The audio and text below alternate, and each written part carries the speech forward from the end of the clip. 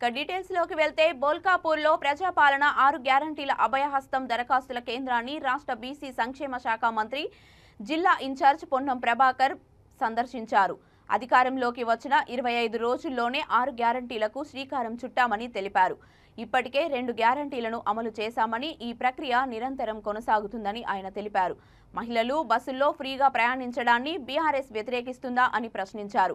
ఆ party auto డ్రైవర్లను రెచ్చగొట్టి ధర్నా చేయించడంలో ఆంతర్యం ఏమిటని, ఆటో డ్రైవర్లు ప్రతిపక్షాల వలలో పడకండని పొన్నం ప్రభాకర్ సూచించారు.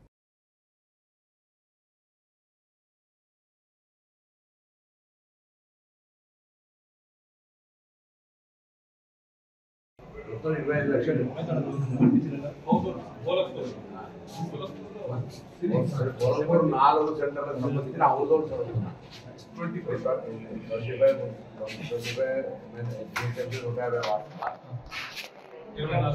మొత్తం కలిపి ఒక 25 లక్షల హౌస్ హోల్డ్స్ ఉంటుంది. కోటి జనాభా లెక్కేసుకుంటూ 25 లక్షల మొత్తం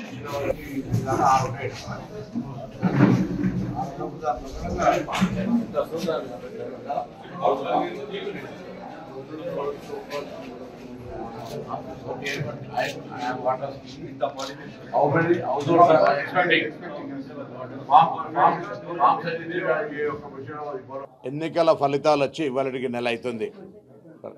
నెల రోజుల లోపల 2 గ్యారంటీలను అమలు చేసి మిగతా గ్యారంటీలకు సంబంధించినటువంటి అర్హతపరమైనటువంటి ఒక ప్రక్రియ రాష్ట్ర వ్యాప్తంగా ప్రతి గ్రామాల వారీగా, మున్సిపల్ వార్డు వారీగా, డివిజన్ వారీగా ఇంత సక్సెస్ఫుల్గా కొనసాగుతుంటే నిన్నటిదాకా అధికారంలో ఉన్నటువంటి వాళ్లకు నిద్ర రావడంలే. అందుకే నెల రోజులు కూడా కానీ ప్రభుత్వాన్ని విమర్శిస్తూ ఉన్నారు, దూషిస్తూ ఉన్నారు, లేకపోతే మేము ఉద్యమిస్తామని చెప్తున్నారు. అప్లికేషన్ల ప్రక్రియ సమయంలోనే ఇటువంటి ఆక్రోశం వెలువడుతుంటే మాకు ఆశ్చర్యం అనిపిస్తుంది. మీరు 10 సంవత్సరాల అధికారం ఉన్నారే, ఏదైనా మీరు గతంలో ఇచ్చిన హామీ అమలు చేయకపోయి ఉంటే కూడా 3-4 ఏళ్ళకు కూడా అడిగేటువంటి అవకాశం లేకుండా నియంత్రించిన మీరు ఎందుకు ఇట్లా పూర్తిగా ఫ్రస్ట్రేషన్ తోటి, అసహనంతో మాట్లాడుతున్నారో మాకు అర్థమవుతలేదు. నేను అడుగుతా ఉన్నాను మిమ్మల్ని అందరినీ, తొందరపడకండి. 3వ తారీఖు డిసెంబర్ ఫలితాలు వచ్చినాయి. 3వ తారీఖు జనవరి నాటికి ప్రక్రియ కొనసాగుతోంది. తప్పకుండా కాంగ్రెస్ మాట ఇచ్చిన ప్రకారంగా ఇవాళ విజయవంతంగా మహిళలకు ఉచిత బస్సు సౌకర్యం కలిగిస్తుంటే, మహిళలు ఉచితంగా ప్రయాణం చేయలేని ఓర్వలేని టీఆర్ఎస్ పార్టీ రేపు ఆర్టీసీ ఆటో కార్మికులతోటి హైదరాబాద్ ధర్నా చౌక్లో ధర్నా పెట్టింది.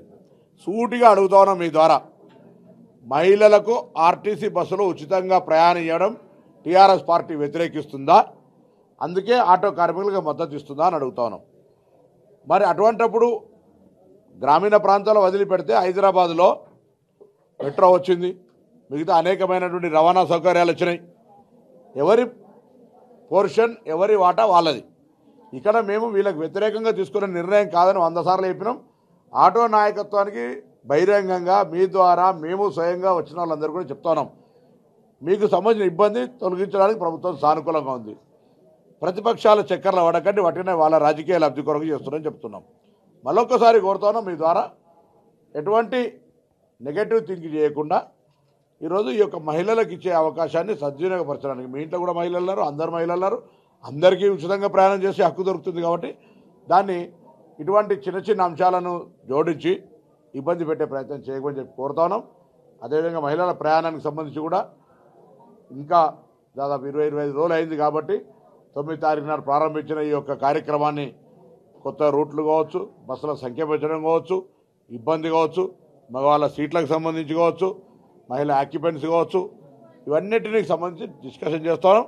సంస్థ తరఫున, ప్రభుత్వం తరఫున భవిష్యత్తులో ఇటువంటి సమస్యలన్నీ ఎదుర్కొని పరిష్కరించడానికి ప్రయత్నం చేస్తాం.